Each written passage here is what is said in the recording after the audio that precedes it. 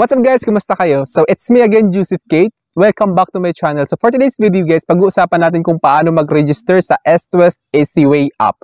So ano nga ba yung Easyway app? Ito yung online banking ng East-West na kung saan pwede nyo makita yung transactions nyo sa accounts nyo, whether it's credit card or debit card. Kaya naman for today's video, pag-uusapan natin kung paano mag-sign up, paano mag-enroll at paano mag-login sa East-West Easyway application or East-West online banking application. So pero bago yun guys, nais muna kitang imbitahan na mag-subscribe sa YouTube channel ko kung bago ka pa lang kasi marami pa po akong i-share na mga tutorial videos in the future.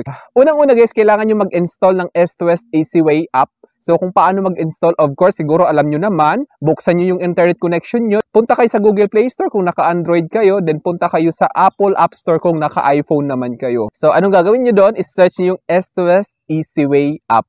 Then yung lalabas, ayan nakikita nyo, yan yung i-install nyo. Then yung gagawin nyo guys, i-open nyo siya. Pagka-open nyo, ganyan yung lalabas. Then ang gagawin nyo is register. Kailangan nyo mag-register. Ayan nakikita nyo, East-West, welcome to Easyway. Log in, register to Easyway. So of course, itatap nyo yung register to Easyway. Then ngayon, ang susunod nyan is papapiliin kayo, set up Easyway. Before you begin, make sure you have the following at hand. So, ibig sabihin, hawak nyo siya, yung details. Your account, credit card, debit card details, yung naka-check. Then, kailangan nyo munang i-agree, tap nyo yan, yung box na yan para ma-check na nag-agree kayo ng terms and conditions. Kung gusto nyo basahin, basahin nyo na lang kasi kung babasahin ko guys, medyo mahaba siya. Then, nakalagay, please finish the registration in the next 10 minutes. So, may time po siya. Then, yung susunod guys, ayan, naka-agree na, nakita nyo, tap nyo yung continue. Then ngayon, nandito tayo ngayon sa select verification method. We need to validate your identity before continuing. So, verify with account details, verify with credit card details, verify with debit card details. So, ano nga ba ibig sabihin nito? Merong tatlong way or paraan para makapag-sign up kayo sa East-West online banking. So, kung gusto nyong i-verify kayo via account details, pag clinic nyo yung verify with account details, ito yung lalabas. Kasi tatlong beses siya, pwede kayo mamili kung ano yung meron kayo, kung may savings account kayo, kung may account kayo, credit card. So ngayon, ito yung naka-display ngayon is yung verify your account, kung clinic nyo yung account. Then yan, nakalagay, please enter requested details carefully. So, date of birth, then yung account number. Tapos naman, kung verify with credit card details, ito yung lalabas. Verify your credit card. Please enter requested details carefully. Credit card number at saka yung expiry date. Tapos naman kung pinili nyo yung verify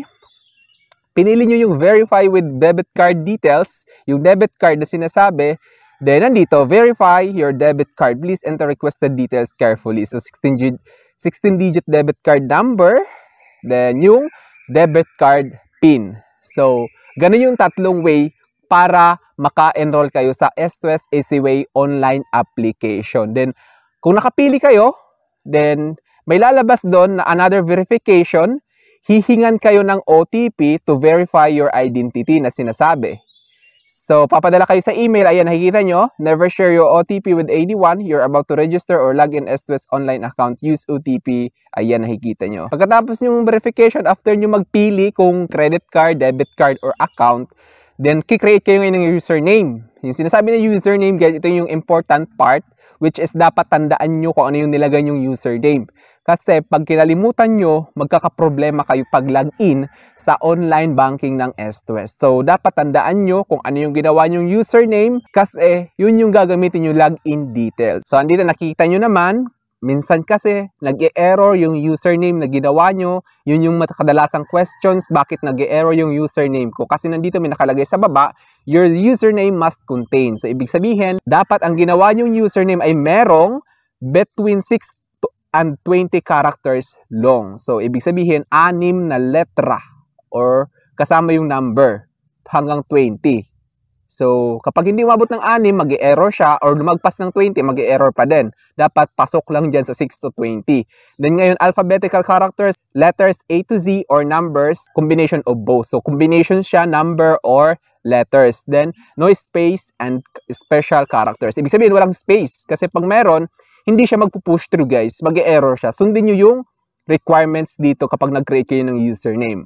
Pagkatapos yung ma-create yung username guys, dediretso kayo ngayon sa create password. So ito naman sa password, ito yung importante din kasi kasama din ito sa login details. Dapat tandaan nyo yung password na ginamit nyo or ginawa nyo kasi pag yun, nakalimutan nyo, hindi kayo makakapag-login. Of course, another process na naman yun, magpo-forgot password na naman kayo. Kaya wag na wag nyong kakalimutan yung nominated password ninyo. Then, ang nakalagay dito is your password must contain a minimum of 8 characters. Pangalawa, at least 1 lowercase character. So, ano nga ba yung ibig sabihin ng lowercase? Yung, di ba may big letter A, small letter A, big letter B, small letter B. So, lower. So, small letters. Then, at least 1 uppercase. Yung uppercase naman is yung big letter. So, na sinasabi, big letter. Yun. At least 1 number. So, dapat may kasamang number din yung password nyo. At least 1 special character. Kasama din yung number sign, at, or di kaya yung underscore. Ganon. Kasi pag wala, doon yung isa sa kailangan, hindi rin magpo-push through. Mag-e-error din siya. Then ngayon, you have to confirm your password. So, dapat, kung ano yung una yung nilagay dito, yan sa password na yan, then dapat sa confirm password, parihas. Bago nyo maklik yung continue. So, ngayon, nakakreate na kayo ng username at saka password, dediretso na kayo ngayon dito sa another verification method. Nakalagay dyan, pag click nyo na yung continue, we're just creating your account. So, mag-loading siya ngayon. Wait nyo lang. Then, kapag tinanggap, congratulations. Ayan, nakikita nyo, congratulations. You can now access and start banking online with your login credentials. So, since tinanggap lahat, tama yung ginawa natin, congratulations yung matatanggap natin. Kasi pag hindi, mag-error siya. Then, let's get started. So, nandito na guys, enter your login details. Ito yung sinabi ko kanina kung bakit dapat tandaan nyo yung login details nyo, yung username at saka password, kasi dito nyo siya i-input ngayon. Dapat tandang-tandaan nyo siya. Wag na wag yung kakalimutan. Yung username, of course, yung ginawa nyo username kanina. Then yung password, of course, yung password nyo rin na ginawa. Then login kayo pag na-input nyo na. Then ngayon, lalabas dito, one-time password or OTP. So wag na wag nyo i-share yung OTP kahit kanino. Ayan, nakikita nyo. Kung magpapalit kayo ng number, dapat i-update nyo muna sa application ng S-Twest para hindi kayo magka-problema. Nakikita nyo naman, papilian kung saan mo gusto ma-verify. It's either text message ba or via email. So, yung pinili ko dyan is yung text message. Then, continue nyo lang. Then, papadalan kayo. Ayan, nakita nyo na yung OTP dumating. Then, ilagay nyo na siya ngayon sa may OTP field. Then, submit. Pagka-submit nyo guys, then, ngayon gagawa kayo ng passcode. So, create your passcode nakalagay. So, yung passcode guys na sinasabi is parang mabilisang login lang siya.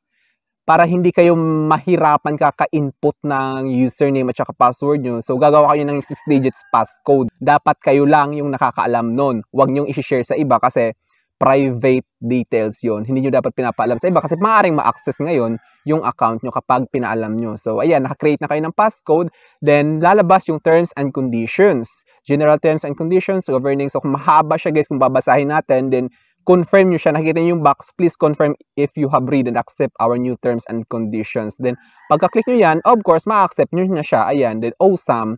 Ayan, lalabas na siya. Awesome, welcome to the new S-Twest Online. Log in to proceed. Then, click nyo yung log in. So, nandito na siya guys. Nakita nyo naman, nakalabas na. Nakikita nyo na yung details ng account nyo. Kasi yung ginawa ko guys is yung credit card details ko. Ayan, nakikita nyo na yung S-Twest Visa Privilege Gold. Makikita nyo na ngayon yung credit limit nyo. Ayan, nakikita nyo. Then, pag click nyo yung account, ayan, makikita nyo yan.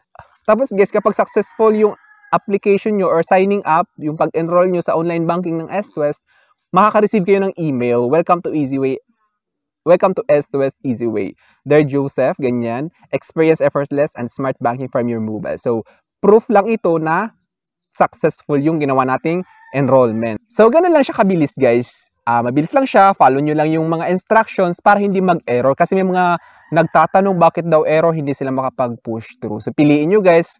Dapat kung pinili nyo is yung verify with account details, dapat alam nyo yung account number at saka yung birth date nyo kasi yung hinihingi. Tapos kung verify with credit card details, dapat alam nyo kung ano yung 16 digits number sa card. Makikita nyo naman sa harap ganyo. Yan yung 16 digits ng credit card kung mag-verify with credit card details kayo. Dapat wala kayong pagkakamali nun ni isang digit kasi mag-error din talaga siya. Then verify with debit card details. So sa debit card details naman is yung 16 digits pa rin yung hinahanap doon. So sa debit card, merong 16 digits doon. Parang credit card din. So ganun lang siya. Dapat alam nyo kung ano yung hinihingi nila para hindi talaga siya mag-error. So yun lamang guys, thanks so much for watching. So it's me again, Joseph Kate. So don't forget to subscribe for more videos. Bye-bye!